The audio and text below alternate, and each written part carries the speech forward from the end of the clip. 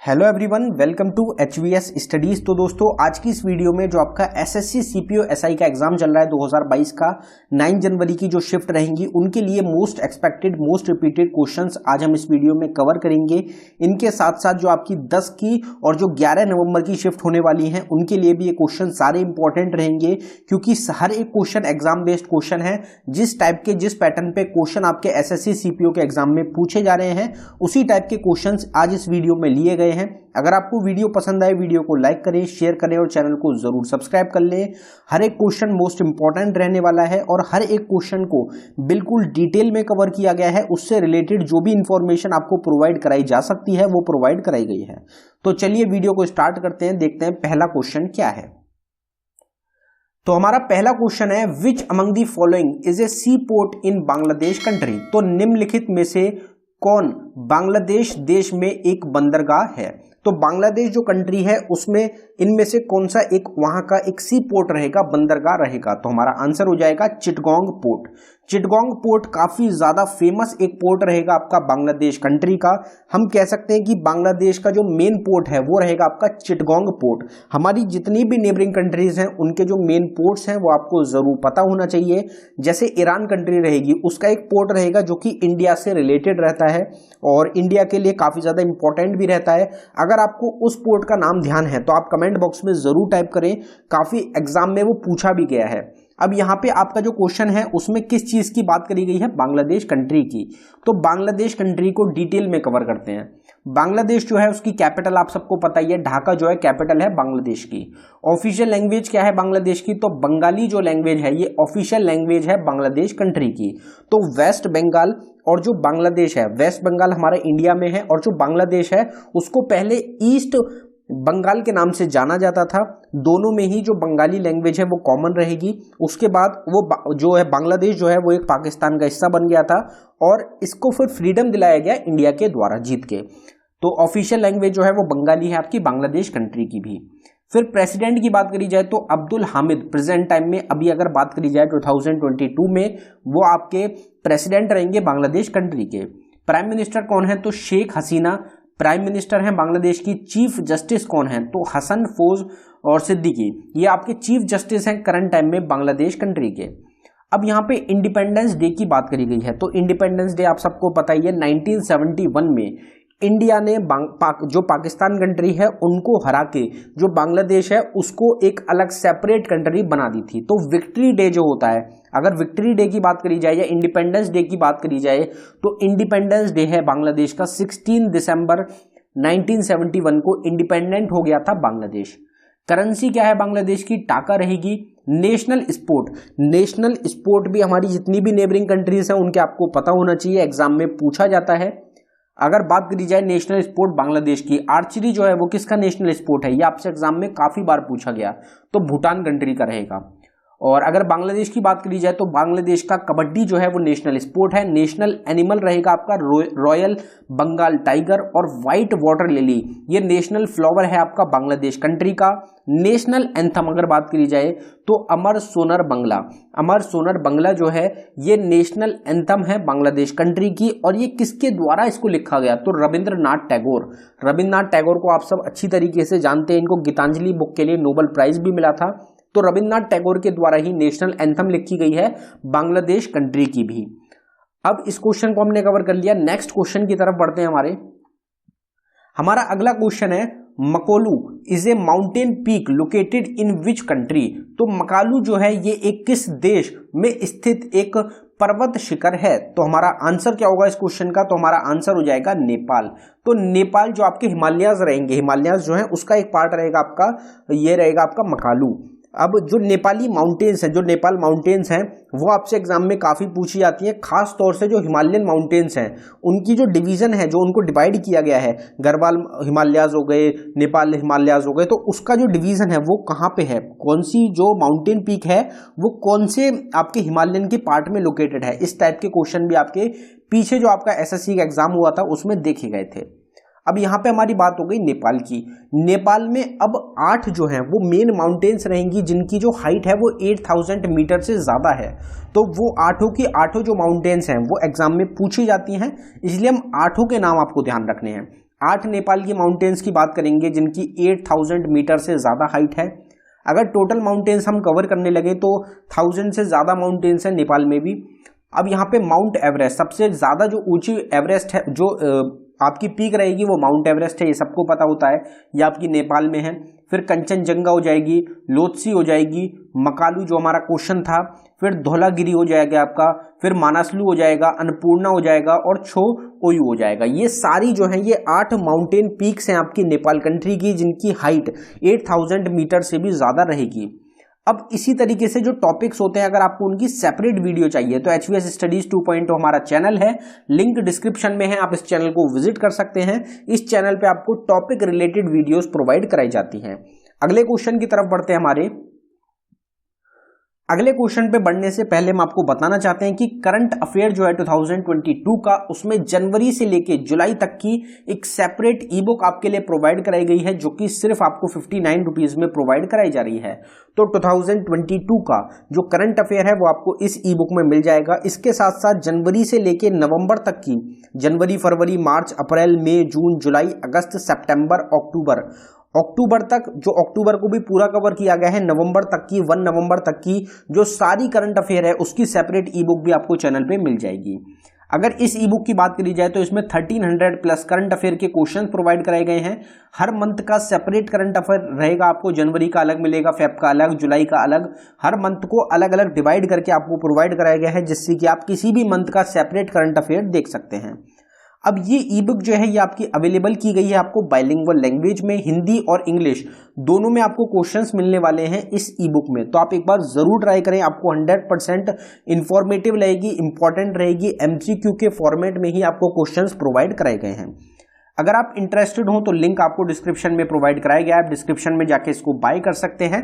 Payment करने के बाद अगर फाइल डाउनलोड करने में कुछ इशू आता है तो नीचे हमारी जीमेल ID है, आप इस पे डायरेक्टली मेल कर सकते हैं। अगला क्वेश्चन देखते हैं। हमारा अगला क्वेश्चन है, the term pinching is related to which sport. तो पिंचिंग जो शब्द है ये किस खेल से संबंधित है। तो इस तरीके के क्वेश्चंस भी आपके जो SSC का पेपर है CPO का, उसमें पूछे जाते हैं। तो पिंचिंग जो शब्द है ये, इसका करेक्ट आंसर आपका हो जाएगा बेसबॉल। बेसबॉल जो एक स्पोर्ट रहेगा उसमें यूज किया जाता है आपके पिंचिंग शब्द को, पिंचिंग वर्ड को। अब यहाँ पे जो स्पोर्ट्स से रिलेटेड टर्म्स हो जाएंगे, उनसे रिलेटेड क्वेश्चंस आपसे बनते हैं, तो उससे रिलेटेड बात करते हैं। बास्केटबॉल की अगर बात करी जाए, कौन कौन से इंपॉर्टेंट टर्म्स हैं बास्केटबॉल से रिलेटेड, तो आपका हो जाएगा free throw, common foul, under head, technical foul और ओवरहेड। ये आपके कुछ इंपॉर्टेंट टर्म्स हैं बास्केटबॉल से रिलेटेड। इनके अलावा और भी होते हैं, काफी सारे टर्म्स होते हैं, हम पूरे कवर नहीं कर सकते। फिर आपका बेसबॉल हो जाएगा। बेसबॉल में जो हमारा क्वेश्चन था, पिंचिंग हो गया, होम रन हो गया, बेस रनर हो गया, परफेक्ट गेम हो गया, स्ट्राइक हो गया, पुट आउट हो गया, ये सब आपके बेसबॉल के टर्म्स हो जाएंगे। फिर बैडमिंटन जो स्पोर्ट्स है उससे रिलेटेड हो जाता है आपका शटल कॉक हो गया, डबल फाउल्ट हो गया, फिर आपका फोर हैंड हो गया, बैक हैंड हो गया, हिट हो गया, नेट हो गया, लव हो गया, ETC। तो ये सब जो आपके शब्द हैं, ये सब जो टर्म्स हैं आपकी, ये बैडमिंटन स्पोर्ट्स से रिलेटेड हो जाएंगी। फिर बॉक्सिंग से रिलेटेड आपकी कुछ टर्म्स की बात करते हैं। रिंग स्टॉपेज हो जाएगा, ब्लीडर हो जाएगा, बाउट हो जाएगा, ब्रॉलर हो जाएगा, बकल हो जाएगा, कैनवास हो जाएगा, 8 काउंट हो जाएगा, ग्लास जॉ हो जाएगा, हे मेकर हो जाएगा, मोलर हो जाएगा, प्लोडर हो जाएगा और साउथ पो हो जाएगा। ये सब जो आपके वर्ड्स हैं, टर्म्स हैं, ये आपकी बॉक्सिंग से रिलेटेड हैं। फिर जो ब्रिज गेम होता है, स्पोर्ट होता है, उससे रिलेटेड है आपकी master point, perfect deal, dummy हो जाएगा, ट्रम्प हो जाएगा, ये सब आपके ब्रिज गेम से रिलेटेड हो जाएंगे। क्रिकेट से रिलेटेड है आपके बेल्स हो जाएगा, एशेज हो जाएगा, गुगली हो जाएगा, हुक हो जाएगा और ग्लांस हो जाएगा। आप क्रिकेट जो स्पोर्ट देखते हैं, काफी ज्यादा फेमस स्पोर्ट है इंडिया का क्रिकेट, उससे रिलेटेड काफी सारे टर्म्स हो जाते हैं। आउट हो गया, नो बॉल हो गया, LBW हो गया, हिट विकेट हो गया। इस तरीके से जो कॉमन वर्ड्स हैं वो सब आपको पता ही होते हैं, वो सब आपके क्रिकेट से रिलेटेड भी हो जाएंगे। अगला क्वेश्चन देखते हैं हमारा, Who among the following never became the Vice President of India? निम्नलिखित में से कौन कभी भारत के उपराष्ट्रपति नहीं बने? तो इस क्वेश्चन का आपका करेक्ट आंसर है गुलजारी लाल नंदा। गुलजारी लाल नंदा जो है ये भारत के कभी भी वाइस प्रेसिडेंट नहीं बने हैं। अब इसमें क्वेश्चन आपसे ये भी पूछा जाता है, आपको कोई वाइस प्रेसिडेंट का नाम दिया जाएगा, जैसे VV गिरी का नाम दे देंगे कि ये इनका जो टाइम पीरियड रहा है, किस टाइम पे ये वाइस प्रेसिडेंट थे इंडिया के, वो आपको ऑप्शंस में दिए जाते हैं, आपको ईयर जो होता है वो पूछा जाता है। तो इसलिए आपको ईयर जो है वो जरूर पता होना चाहिए कि कौन कौन से ईयर में इंडिया के कौन वाइस प्रेसिडेंट थे। इंडिया के जो पैटर्न है वाइस प्रेसिडेंट का वो आपको पता होना चाहिए, प्रेसिडेंट का जो पैटर्न है वो आपको पता होना चाहिए, प्राइम मिनिस्टर का पता होना चाहिए। तो ये क्वेश्चंस जो है आपसे एग्जाम में काफी ज्यादा पूछे जाते हैं। फिर उनके अलावा, इन तीन के अलावा बाकी जो और आपकी इंपॉर्टेंट ऑफिशियल्स हैं इंडिया के, उसमें आपको क्या याद रखना है कि अभी प्रेजेंट टाइम में कौन है, उनसे पहले कौन थे, मतलब सेकंड लास्ट जो थे वो कौन थे और फर्स्ट कौन थे। इस तरीके से आपसे क्वेश्चन ज्यादा पूछे जाते हैं, तो आप इस तरीके से जरूर तैयार करें। तो यहाँ पे वाइस प्रेसिडेंट जो होते हैं उनकी हम बात कर लेंगे, जिससे कि आपसे एग्जाम में क्वेश्चन बने तो आपको पता हो। तो यहाँ पे लिस्ट लगाई हमने वाइस प्रेसिडेंट की, लाइन वाइज हम चलेंगे। तो सबसे पहले जो पहले वाइस प्रेसिडेंट थे इंडिया के वो थे आपके सर्वपल्ली राधाकृष्णन। इन्होंने सर्व किया इंडिया को 10 साल, 1952 से लेके 1962 तक। फिर अगर आपसे पूछा जाए कि पहले मुस्लिम वाइस प्रेसिडेंट कौन थे इंडिया के, तो वो थे आपके जाकिर हुसैन। 1962 से लेके 1967 तक ये प्रेसिडेंट रहे, वाइस प्रेसिडेंट रहे भारत के, इंडिया के। वीवी गिरी जो थे ये 1967 से 1969 तक वाइस प्रेसिडेंट रहे हैं इंडिया के। फिर गोपाल स्वरूप फाटक रहेंगे जो कि 1969 से 74 तक इंडिया के वाइस प्रेसिडेंट रहे थे। फिर बीडी जत्ती रहेंगे जिन्होंने 1974 से 1979 तक सर्व किया है। फिर मोहम्मद हिदायतुल्लाह रहेंगे जिन्होंने 1979 से 1984 तक सर्व किया। फिर रामस्वामी वेंकटरामन रहेंगे जिन्होंने 1984 से 1987 तक सर्व किया है। शंकर दयाल शर्मा रहेंगे 1987 से 1992 तक। के.आर. नारायण 1992 से 1997 तक। कृष्णकांत रहेंगे जिन्होंने 1997 से 2002 तक सर्व किया है। भैरून सिंह शेखावत रहेंगे जिन्होंने 2002 से 2007 तक सर्व किया है। मोहम्मद हामिद अंसारी 2007 से 2017 तक रहे हैं। फिर इसके बाद एम वेंकैया नायडू, ये अभी आपको पता ही है कि इनको अभी बदला गया है, तो 2017 से 2022 तक इन्होंने सर्व किया है। इनके बाद आते हैं आपके जगदीप धनखड़, जो कि अभी प्रेजेंट टाइम में अक्टूबर में ही इनको चुना गया है 2022 में। ये प्रेजेंट टाइम में वाइस प्रेसिडेंट रहेंगे आपके इंडिया के। और द्रौपदी मुर्मू जो है वो आपकी प्रेसिडेंट चुनी गई है इंडिया की, तो वो भी अभी प्रेजेंट टाइम में रहेंगी, 2022 में ही चुनी गई है। उनका नाम भी आपको ध्यान रखना है। उनसे पहले कौन थे अभी, तो जो हमारी द्रौपदी मुर्मू हैं उनसे पहले कौन थे हमारे वाइस प्रेसिडेंट इंडिया के कौन थे। तो आपका क्या आंसर होगा उस क्वेश्चन का, ये भी आपको पता होना चाहिए कि अभी प्रेजेंट टाइम से पहले कौन थे। तो आपको पता ही है सबको कि रामनाथ कोविंद जो थे वो द्रौपदी मुर्मू से पहले प्रेसिडेंट थे इंडिया के। अगला क्वेश्चन देखते हैं। रंगभूमि is a book which is authored bye. तो रंगभूमि एक पुस्तक है, किसके द्वारा इसको लिखा गया, इसके लेखक कौन है। तो हमारा आंसर हो जाएगा मुंशी प्रेमचंद। मुंशी प्रेमचंद की एक बुक रहेगी रंगभूमि, आपको नाम याद रखना है। मुंशी प्रेमचंद की कुछ बुक्स की बात कर लेते हैं यहाँ पे। तो गोदान रहेगी, मुंशी प्रेमचंद की एक बुक है। और गबान रहेगी, नमक का दरोगा रहेगा, और सेवा सदन रहेगा, पंच परमेश्वर रहेगी एक बुक, मानसरोवर रहेगी, प्रतिज्ञा रहेगी, प्रेम आश्रम रहेगी, कायाकल्प रहेगी, पांच फूल रहेगी। तो ये सब जो बुक है, ये सब बुक किसके द्वारा लिखी गई, तो मुंशी प्रेमचंद के द्वारा इन सभी बुक को लिखा गया है। अपने टाइम के काफी ज्यादा एक फेमस ऑथर थे, राइटर थे मुंशी प्रेमचंद, इसलिए एग्जाम में अभी तक क्वेश्चन पूछे जाते हैं। इनके अलावा बाकी और भी काफी सारी बुक्स हैं जो कि मुंशी प्रेमचंद के द्वारा लिखी गई हैं। अगला क्वेश्चन देखते हैं। Where is the headquarter of UNICEF organisation located. तो यूनिसेफ संगठन का मुख्यालय कहां पे स्थित है, तो हमारा आंसर है न्यूयॉर्क। न्यूयॉर्क में हेडक्वार्टर है यूनिसेफ ऑर्गेनाइजेशन का। ऑर्गेनाइजेशंस की 3 चीजें होती हैं जो कि आपको पता होनी चाहिए। हेडक्वार्टर कहां पे है, एस्टेब्लिश कब हुआ था, प्रेजेंट टाइम में हेड कौन है। कुछ ऑर्गेनाइजेशंस की यहाँ पे बात करेंगे, इंटरनेशनल ऑर्गेनाइजेशंस की और नेशनल ऑर्गेनाइजेशंस की। तो नासा जो है इस ऑर्गेनाइजेशन का वॉशिंगटन डीसी यूएसए में हेडक्वार्टर है। इसको एस्टेब्लिश किया गया था 1 अक्टूबर 1958 में। यूनिसेफ का हेडक्वार्टर आपका लोकेटेड है New York, United states of America में। 11 दिसंबर 1946 में इसको एस्टेब्लिश किया गया। वर्ल्ड हेल्थ ऑर्गेनाइजेशन WHO का जिनेवा स्विट्जरलैंड में हेडक्वार्टर है। 7 अप्रैल 1948 में इसको एस्टेब्लिश किया गया था। ICC आपका रहेगा दुबई, यूनाइटेड अरब एमिरेट्स में हेडक्वार्टर। 15 जून 1909 में इसको एस्टेब्लिश किया गया था। अगर इसरो की बात करी जाए, इंडिया की स्पेस एजेंसी रहेगी, बेंगलुरु कर्नाटका में इसका हेडक्वार्टर लोकेटेड है। 15 अगस्त 1969 में इसको स्टैब्लिश किया गया था। फिर वर्ल्ड बैंक की बात करी जाए, वॉशिंगटन डीसी जो कि कैपिटल है अमेरिका की, वहां पे इसका हेडक्वार्टर है और दिसंबर 1945 में इसको स्टैब्लिश किया गया था। रिजर्व बैंक ऑफ इंडिया जो कि इंडिया का सेंट्रल बैंक रहेगा, नेशनल बैंक रहेगा, तो रिजर्व बैंक ऑफ इंडिया का हेडक्वार्टर है मुंबई महाराष्ट्र में। 1 अप्रैल 1935 में इसको स्टैब्लिश किया गया था। फिर डीआरडीओ की बात करी जाए जो कि इंडिया की एक डिफेंस की एजेंसी रहेगी, ऑर्गेनाइजेशन रहेगी, इसका हेडक्वार्टर न्यू दिल्ली में है। इसको 1958 में स्टैब्लिश किया गया था। डीआरडीओ के प्रेजेंट टाइम में हेड कौन है? अभी हाल ही की 2022 की अपॉइंटमेंट रहेगी, इंपॉर्टेंट रहती है, तो आपको कमेंट बॉक्स में टाइप करके बताना है डीआरडीओ का भी हेड कौन है प्रेजेंट टाइम में और इसरो का भी कौन है। दोनों के आपके नाम जो है आपको कमेंट बॉक्स में टाइप करके बताने हैं। यूनाइटेड नेशंस का हेडक्वार्टर है न्यूयॉर्क, यूनाइटेड स्टेट्स अमेरिका में। 24 अक्टूबर 1945 में इसको स्टैब्लिश किया गया था। बीसीसीआई का हेडक्वार्टर है मुंबई महाराष्ट्र में। इसको दिसंबर 1928 में स्टैब्लिश किया गया था।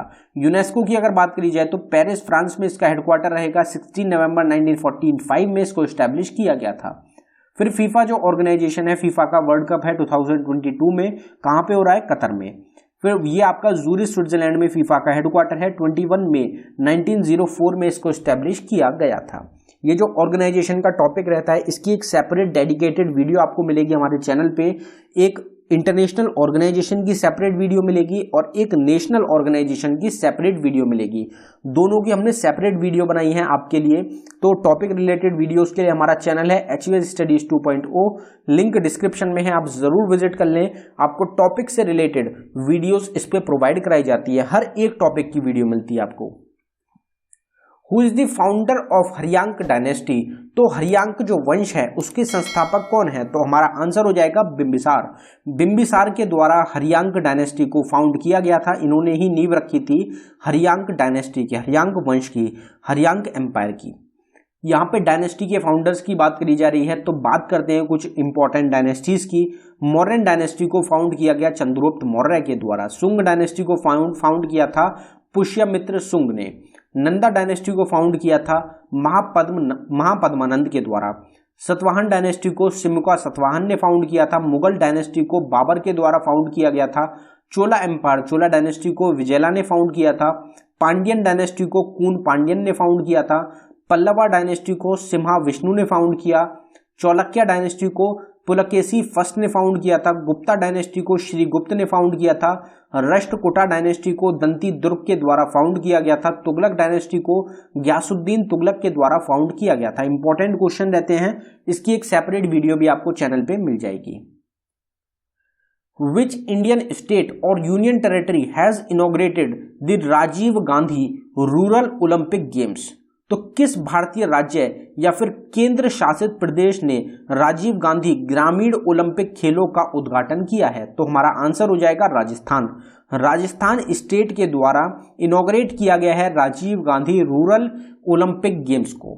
आपको ध्यान रखना है, करंट अफेयर का क्वेश्चन रहेगा यहाँ पे। जो 2022 है उसके कुछ करंट अफेयर के क्वेश्चंस को कवर करते हैं, क्योंकि करंट अफेयर भी एक इंपॉर्टेंट टॉपिक रहता है जिससे आपके एग्जाम में क्वेश्चन पूछे जाते हैं। तो अक्टूबर हो गया, सितंबर हो गया, इसके अराउंड के कुछ क्वेश्चंस हैं जो कि हमने लिए हैं। तो करंट अफेयर की बात करेंगे तो दुनिया का वर्ल्ड्स लार्जेस्ट रिलीजियस मॉन्यूमेंट जो है ये आपका कहां पे इनॉग्रेट किया जाएगा? दुनिया का सबसे बड़ा रिलीजियस मॉन्यूमेंट ये हमारी इंडिया की स्टेट वेस्ट बंगाल में इसको इनॉग्रेट किया जाएगा। जो इस्कॉन टेम्पल रहेगा उनके द्वारा इसको इनिशिएट किया जा रहा है। वज्र प्रहार जो 2022 में एक्सरसाइज ऑर्गेनाइज की गई, ये कौन सी स्टेट में हुई है? तो हिमाचल प्रदेश में इसको ऑर्गेनाइज किया गया है। यूनाइटेड स्टेट्स ऑफ अमेरिका और इंडिया के बीच में होने वाली ये एक आपकी एक्सरसाइज हो जाएगी। मिस डिवा यूनिवर्स 2022 का किसको चुना गया है? तो वो है आपकी दिविता राय, जो कि आपकी कर्नाटका स्टेट से बिलोंग करती हैं। इंडिया की तरफ से किसको एम्बेसडर चुना गया है थाईलैंड कंट्री के लिए? तो वो है आपके नागेश सिंह। बेस्ट फिल्म कौन सी रही है 67th फिल्म फेयर अवार्ड 2022 में? तो वो आपकी शेरशाह मूवी रहेगी। इंडियन रेलवे के द्वारा इंस्टॉल किया गया है मेघदूत मशीन को कौन से स्टेशन पे, कौन से रेलवे स्टेशन पे, जो कि एयर से वाटर को क्रिएट करता है, वाटर से रिलेटेड रहेगा ये। तो कौन से स्टेशन रहेगा? तो आपका आंसर है मुंबई। नए AIFF चीफ किसको चुना गया है? तो वो है आपके कल्याण चौबे। इंडिया का पहला नाइट स्काई सेंचुरी को इनॉग्रेट किया जाएगा, कहां पे? लद्दाख यूनियन टेरिटरी में। उत्तर प्रदेश की पहली विलेज कौन सी बनी है जो कि आरओ वाटर हर एक हाउस होल्ड तक पहुंचा दिया गया है? कौन सी एक आपकी विलेज रहेगी? तो वो आपकी भड़तौल एक आपकी विलेज है उत्तर प्रदेश स्टेट में, जिसमें हर एक घर तक, हर एक हाउस होल्ड तक आरओ वाटर जो है वो प्रोवाइड किया गया है। नए प्राइम मिनिस्टर कौन है यूनाइटेड किंगडम के? काफी ज्यादा चर्चित एक विषय रहा है, तो आप सबको पता ही है, ऋषि सुनक इंडियन ओरिजिन के रहेंगे, इसलिए काफी ज्यादा इंपॉर्टेंट रहा इंडिया के लिए। और लिज ट्रस जो है, जो कि इनसे पहले चुनी गई थी, उन्होंने रिजाइन कर दिया अपने कुछ टाइम को पूरा करते ही। उसके बाद ऋषि सुनक जो है, इनको नया प्राइम मिनिस्टर बना दिया गया यूनाइटेड किंगडम का। फिर आपका रूरल बैकयार्ड पिगरी स्कीम को लॉन्च किया गया कौन सी स्टेट के द्वारा? तो मेघालय स्टेट के द्वारा रूरल बैकयार्ड पिगरी स्कीम को लॉन्च किया गया है। तो दोस्तों ये था हमारी वीडियो का आखिरी क्वेश्चन। अगर आपको वीडियो पसंद आई हो, वीडियो को लाइक करें।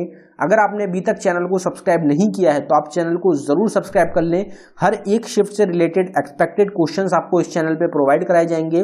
साथ ही साथ हर एक शिफ्ट की एनालिसिस की वीडियोस भी आपको इस चैनल पे जरूर मिलेंगी। आप एक बार हमारी ई बुक्स को जरूर चेक करें। सभी ई बुक्स का लिंक डिस्क्रिप्शन में आपको प्रोवाइड कराया गया है। जो ई बुक्स हैं उनसे भी आपको डायरेक्ट एग्जाम्स में क्वेश्चन देखने को मिलेंगे। धन्यवाद दोस्तों।